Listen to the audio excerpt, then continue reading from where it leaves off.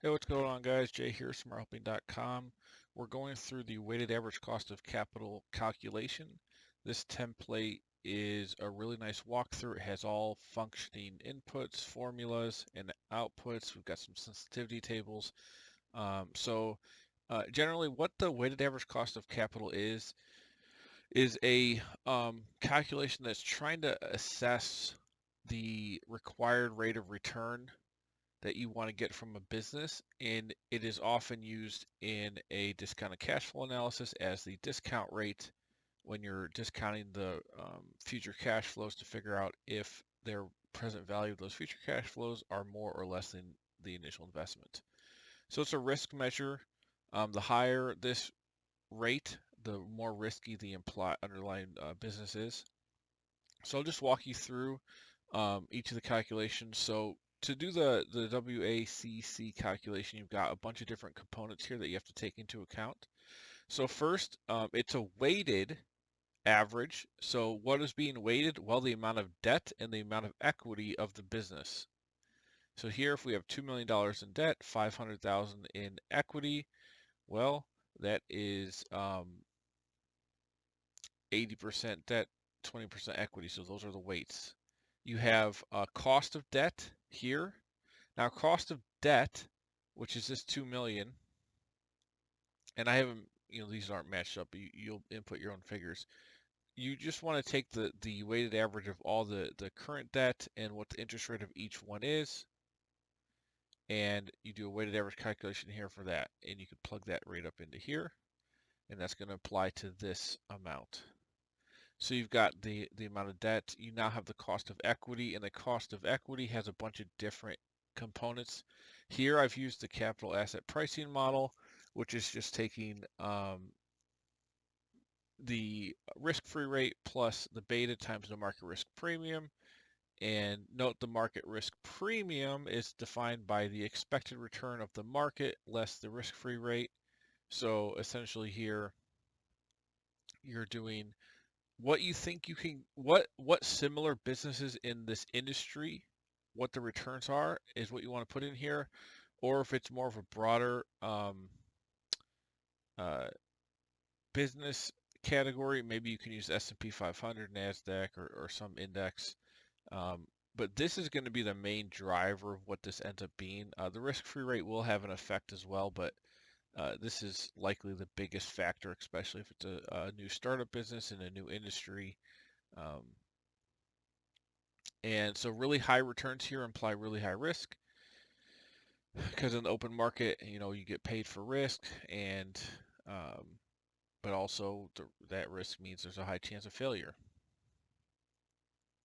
So expected return less the risk-free rate, whatever that is, which is usually measured by the treasury rate, which is implied to be risk-free, as long as the government doesn't default. So you're subtracting that out, so to get the market risk premium, so that's kind of what you're getting above the risk-free rate by investing in this industry, so 11%.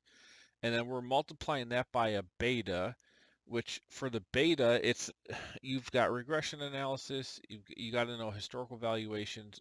It's hard to auto-calculate, so what you want to do is just look at stock prices of similar businesses or industries, and you'll generally see a beta. If you look at Yahoo Finance or I think Market Watch, a lot of those big sites will have beta, the average betas of different industries or different specific companies, and you can put that in there. So what we're doing is multiplying that times this market premium, and what the beta is doing is just saying how likely is the underlying business expected to move given broader moves in the overall market.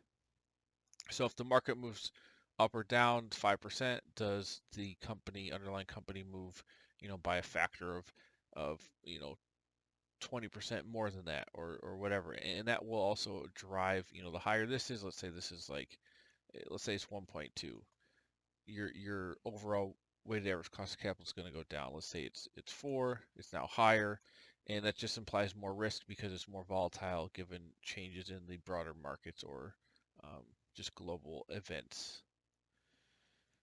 Okay, so we're multiplying that times the market risk premium, and then we're adding the risk-free rate on top of that. And now you can see with the beta of 4 expected market return, you got a cost of equity of 46%. Here, our debt's only 8%. We take the weighted average of the equity, which is 20%, the debt, which is 2 million. So here you can see this 15.6% is just derived by multiplying the cost of equity, 46%, times 500, times 20%, and then plus 80% times the cost of debt. And there's your calculation.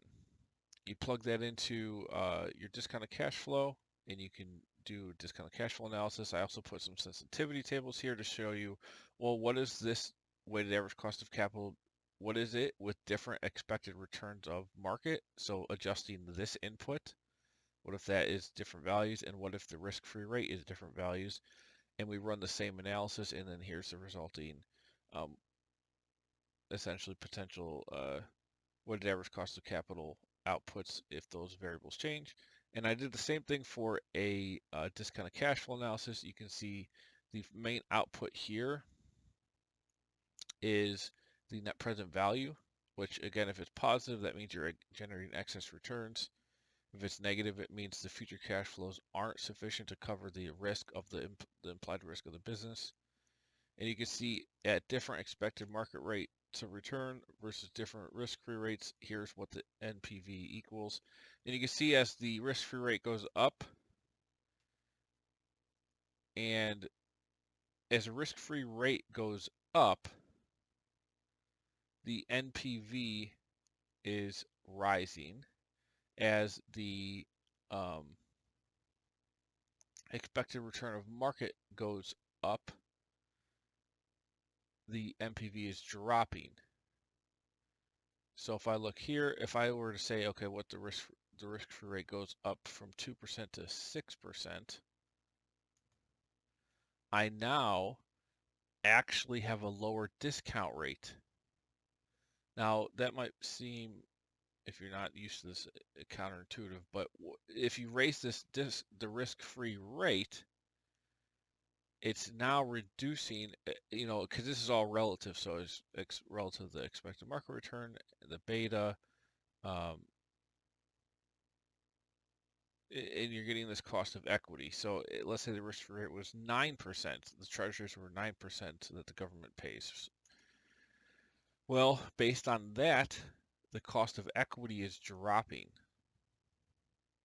Because here, remember, we're taking the beta times the market risk premium plus the risk-free rate. Now, what is this risk-free premium? Well, look at this is taking the expected market rate less the risk-free rate. So the higher this risk-free rate is, the lower this cost of equity is going to be. So that's why you see in the net present value, this is going up as the risk-free rate is rising.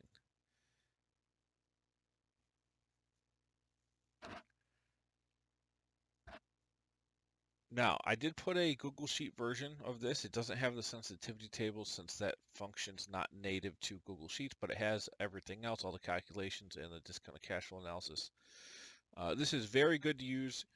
Every single financial model I have has a discounted cash flow analysis in it, and it would be relevant to plug these inputs in to get so you can come up with a weighted average cost of capital to use and plug into your discounted cash flow analysis for different businesses to get a proper NPV and do a proper analysis.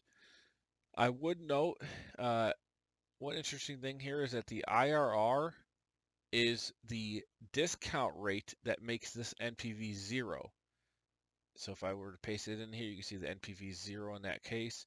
And what that means is that's the rate that these cash flows end up being discounted at so that their present value is equal to the initial investment. So there's a connection there between the discount rate, IRR, net present value, all of that. And that's why the higher the IRR, the more risk that is implied, but also the better the expected cash, or it just means the cash is relatively higher than the initial investment when taking time into account.